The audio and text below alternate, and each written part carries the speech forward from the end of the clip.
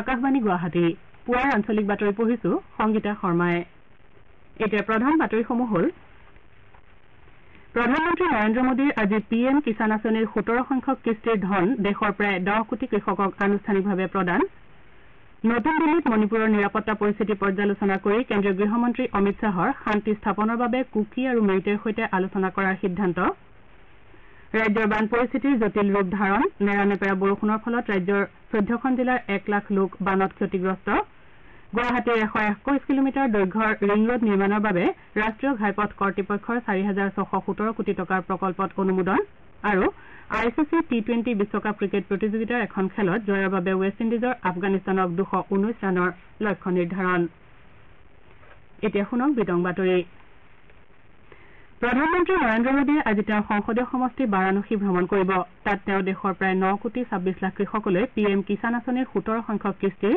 ২০,০০০ কোটি টকাতকৈও অধিক ধনৰাশি আনুষ্ঠানিকভাৱে মোকলাই দিব প্ৰধানমন্ত্ৰী মোদীক আদৰিবলৈ সমগ্ৰ কাশী চহৰখনে আগ্ৰহেৰে বাট চাই আছে দেশৰ প্ৰধানমন্ত্ৰী হিচাপে একেৰাহে তৃতীয়টো কাৰ্যকালৰ বাবে শপত গ্ৰহণ কৰাৰ পাছত এয়া হ'ব শ্ৰীমোদীৰ প্ৰথমটো বাৰাণসী ভ্ৰমণ আজি সন্ধিয়া কাশীত উপস্থিত হোৱাৰ পাছত তেওঁ বাৰাণসীৰ মেহন্দীগঞ্জত আয়োজিত পিএম কিষাণ সন্মান সন্মিলনত অংশগ্ৰহণ কৰিব এই সন্মিলনত প্ৰধানমন্ত্ৰী মোদীয়ে কিছুসংখ্যক কৃষকক সাক্ষাৎ কৰি তেওঁলোকৰ উৎপাদিত সামগ্ৰীৰ বিষয়ে পৰ্যালোচনা কৰাৰ কথা আছে তৃতীয়টো কাৰ্যকালৰ আৰম্ভণিতে তেওঁ স্বাক্ষৰ কৰা প্ৰথমটো ফাইলৰ জৰিয়তে পিএম কিষাণ নিধিৰ সপ্তদশ কিস্তি মোকলাই দিয়াটোৱে কৃষকসকলৰ কল্যাণৰ বাবে চৰকাৰৰ দায়বদ্ধতাকে প্ৰতিফলিত কৰিছে আৰু প্ৰধানমন্ত্ৰী হিচাপে এইবাৰৰ প্ৰথমখন বৃহৎ জনসভাত কৃষকসকলৰ বিষয়সমূহৰ ওপৰতে বিশেষভাৱে আলোকপাত কৰা হৈছে আজিৰ এই কাৰ্যসূচীতে প্ৰধানমন্ত্ৰীয়ে বিভিন্ন আত্মসহায়ক গোটৰ ৩০,০০০ৰো অধিক মহিলাক কৃষি সখী হিচাপে প্ৰমাণ পত্ৰ প্ৰদান কৰিব প্ৰধানমন্ত্ৰীয়ে দশস্বমেধ ঘাটত গংগা আৰতিত ভাগ লোৱাৰো কথা আছে ইয়াৰ পাছত তেওঁ কাশী বিশ্বনাথ মন্দিৰ দৰ্শন কৰি পূজা অৰ্চনা আগবঢ়াব আজি নিশাটো তেওঁ সংসদীয় সমষ্টিতে কটাই কাইলৈ প্ৰধানমন্ত্ৰীয়ে তাৰ পৰা ৰাওনা হ'ব কেন্দ্ৰীয় গৃহমন্ত্ৰী অমিত শ্বাহে কৈছে যে মণিপুৰৰ সকলো জনসাধাৰণৰ সুৰক্ষা আৰু নিৰাপত্তা সুনিশ্চিত কৰাৰ বাবে কেন্দ্ৰীয় চৰকাৰ সম্পূৰ্ণৰূপে প্ৰতিশ্ৰুতিবদ্ধ নতুন দিল্লীত কালি মণিপুৰৰ নিৰাপত্তা পৰিস্থিতি পৰ্যালোচনা কৰাৰ বাবে আয়োজিত এখন উচ্চ পৰ্যায়ৰ বৈঠকত অধ্যক্ষতা কৰি শ্ৰীশ্বাহে কয় যে গৃহ মন্ত্ৰালয়ে ৰাজ্যখনৰ জাতিগত বিভেদ দূৰ কৰাৰ উদ্দেশ্যে মেইটে আৰু কুকি দুয়োটা গোটৰ সৈতে শীঘ্ৰেই আলোচনা কৰিব তেওঁ মণিপুৰত শান্তি শৃংখলা পুনৰ ঘূৰাই অনাৰ বাবে কেন্দ্ৰীয় বাহিনীৰ কৌশলগত নিয়োগত গুৰুত্ব আৰোপ কৰে মন্ত্ৰীগৰাকীয়ে কয় যে প্ৰয়োজন সাপেক্ষে ৰাজ্যখনত অধিক বাহিনী নিয়োগ কৰা হ'ব শ্ৰীশ্বাহে ৰাজ্যখনত হিংসাত্মক কাৰ্যত উচতনি যোগোৱা লোকসকলৰ বিৰুদ্ধে আইন অনুসৰি কঠোৰ পদক্ষেপ গ্ৰহণ কৰিবলৈ নিৰ্দেশ দিয়ে তেওঁ কয় যে ৰাজ্যখনৰ নিৰাপত্তা পৰিস্থিতি শক্তিশালী কৰাৰ বাবে কেন্দ্ৰীয় চৰকাৰে মণিপুৰ চৰকাৰক সক্ৰিয়ভাৱে সমৰ্থন আগবঢ়াই আহিছে গৃহমন্ত্ৰীগৰাকীয়ে ৰাজ্যখনৰ আশ্ৰয় শিবিৰসমূহৰ পৰিস্থিতি বিশেষকৈ খাদ্য পানী ঔষধ আৰু অন্যান্য মৌলিক প্ৰয়োজনীয় সা সুবিধাসমূহৰ উপলব্ধতাৰ বিষয়েও পৰ্যালোচনা কৰে শ্ৰীশ্বাহে স্থানান্তৰিত লোকসকলৰ বাবে উপযুক্ত স্বাস্থ্য আৰু শিক্ষাৰ সুবিধাৰ লগতে তেওঁলোকৰ পুনৰ সংস্থাপন সুনিশ্চিত কৰিবলৈ মণিপুৰৰ মুখ্য সচিবক নিৰ্দেশ দিয়ে কালিৰ বৈঠকত কেন্দ্ৰীয় গৃহ সচিব অজয় ভাল্লা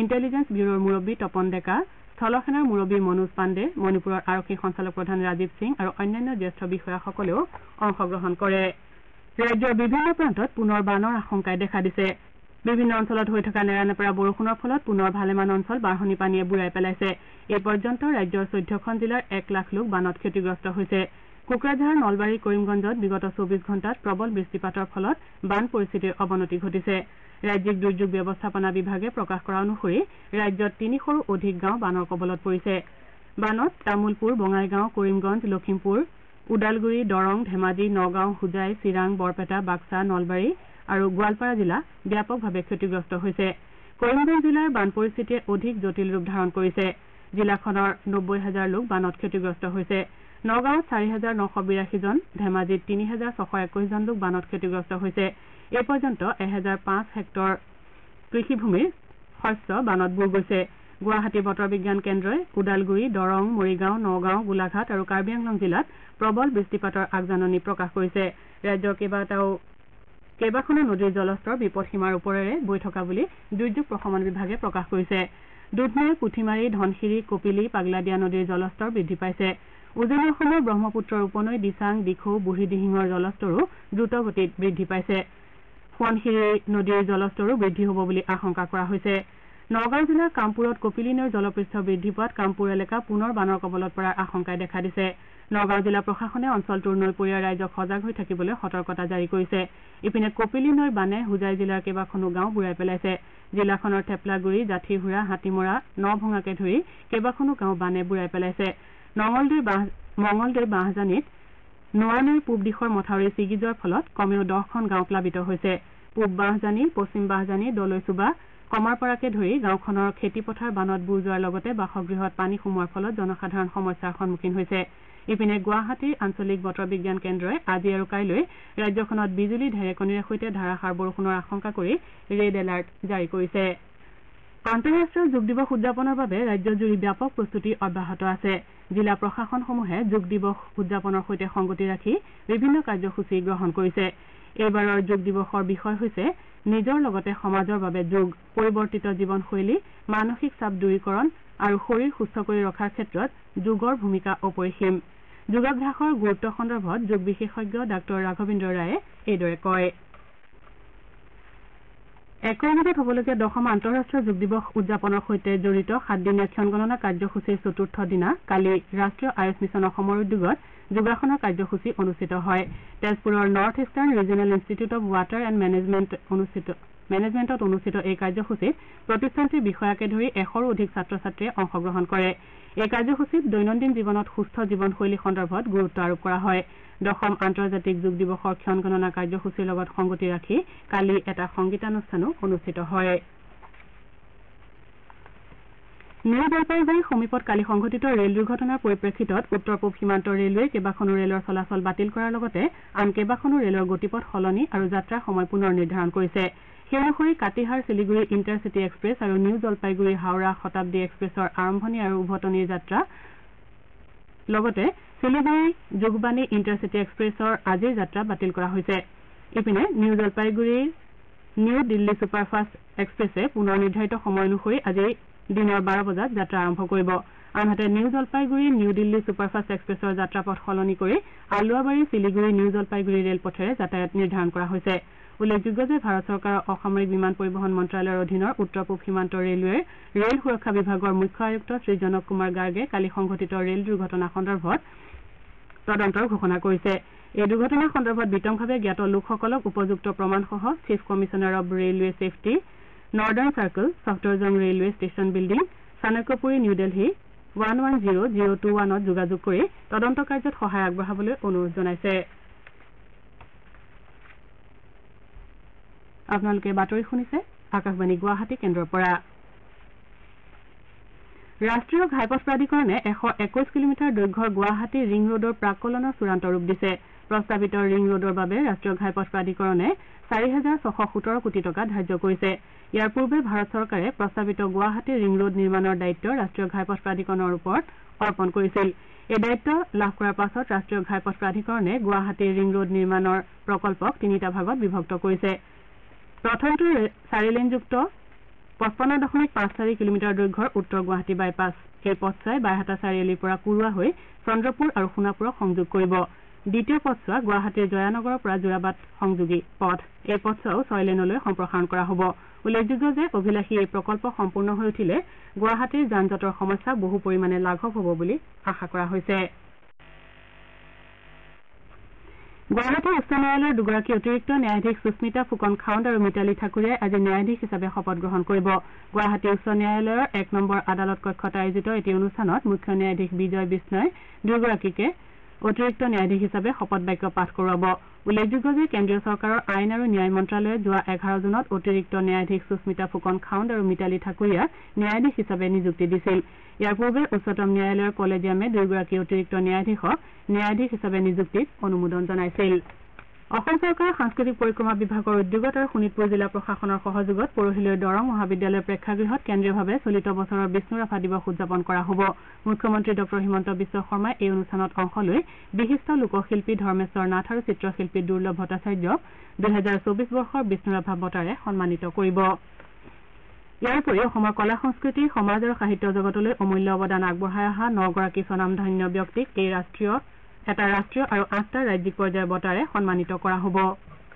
ICC T20 বিশ্বকাপ ক্ৰিকেট প্ৰতিযোগিতাত আজি ছেণ্ট লুচিয়াৰ ডেৰেন ছামি নেশ্যনেল ক্ৰিকেট ষ্টেডিয়ামত ৱেষ্ট ইণ্ডিজে আফগানিস্তানক জয়ৰ বাবে 219 ৰানৰ লক্ষ্য নিৰ্ধাৰণ কৰি দিছে।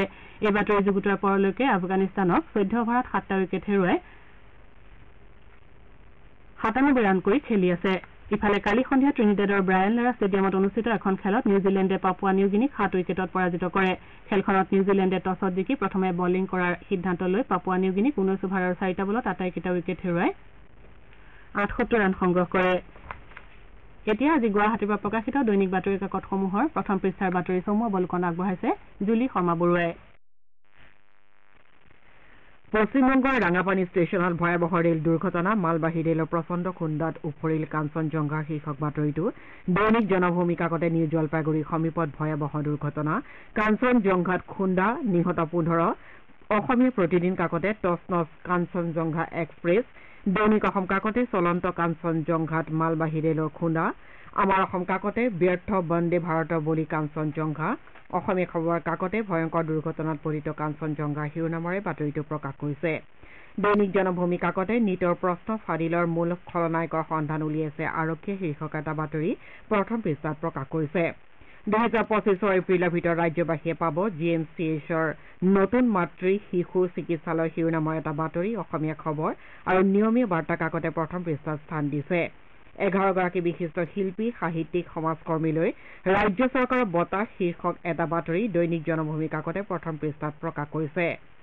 Floods hit over 1 lakh people in 14 districts in state শিৰোনামৰ এটা বাতৰি দ্য আছাম ট্ৰিবিউন কাকতে প্ৰথম পৃষ্ঠাত প্ৰকাশ কৰাৰ বিপৰীতে একেটা বাতৰিকে দ্য চেণ্টিনেল কাকতে floods situation worsens, red alert up to June 19 শিৰোনামেৰে প্ৰকাশ কৰিছে। আজি প্ৰকাশিত অন্যান্য বাতৰিৰ ভিতৰত আছে বেলতেৰে হ'ব ৰাজ্য পঞ্চায়ত নিৰ্বাচন, কিউবাৰ ৰাষ্ট্ৰদূত পদত অসম সন্তান টি আৰ্মষ্ট্ৰং ফাংচন, দ্বাদশ শ্ৰেণীৰ পাছত একাদশ শ্ৰেণী পাঠ্যক্ৰমৰ সাল সলনি NCERT, বিশ্ব বজাৰলৈ অসমৰ আদা, হালধি, নেমু ইত্যাদি। এয়াই আছিল আজি গুৱাহাটীৰ পৰা প্ৰকাশিত বাতৰি কাকতসমূহৰ প্ৰথম পৃষ্ঠা বাতৰিত চমু অৱলোকন। ধন্যবাদ জুলি। বাতৰি শেষ কৰাৰ পূৰ্বে প্ৰধান বাতৰিকেইটি পুনৰ এবাৰ। প্ৰধানমন্ত্ৰী নৰেন্দ্ৰ মোদীৰ আজি PM কিষাণ আঁচনিৰ 17 সংখ্যক কিস্তিৰ ধন দেশৰ প্ৰায় 10 কোটি কৃষকক আনুষ্ঠানিকভাৱে প্ৰদান। নতুন দিল্লীত মণিপুৰৰ নিৰাপত্তা পৰিস্থিতিৰ পৰ্যালোচনা কৰি কেন্দ্ৰীয় গৃহমন্ত্ৰী অমিত শ্বাহৰ শান্তি স্থাপনৰ বাবে কুকি আৰু মেইটেৰ সৈতে আলোচনা কৰাৰ সিদ্ধান্ত গ্ৰহণ। ৰাজ্যৰ বান পৰিস্থিতিৰ জটিল ৰূপ ধাৰণ, নেৰানেপেৰা বৰষুণৰ ফলত ৰাজ্যৰ 14খন জিলাৰ 1 লাখ লোক বানত ক্ষতিগ্ৰস্ত। গুৱাহাটীৰ 121 কিলোমিটাৰ দৈৰ্ঘ্যৰ ৰিং ৰোড নিৰ্মাণৰ বাবে ৰাষ্ট্ৰীয় ঘাইপথ কৰ্তৃপক্ষৰ 4,617 কোটি টকাৰ প্ৰকল্পত অনুমোদন। আৰু ICC T20 বিশ্বকাপ ক্ৰিকেট প্ৰতিযোগিতাৰ এখন খেলত জয়ৰ বাবে ৱেষ্ট ইণ্ডিজৰ আফগানিস্তানক 219 ৰানৰ লক্ষ্য নিৰ্ধাৰণ। পুৱাৰ আঞ্চলিক বাতৰি ইমানতে অন্ত পৰিল।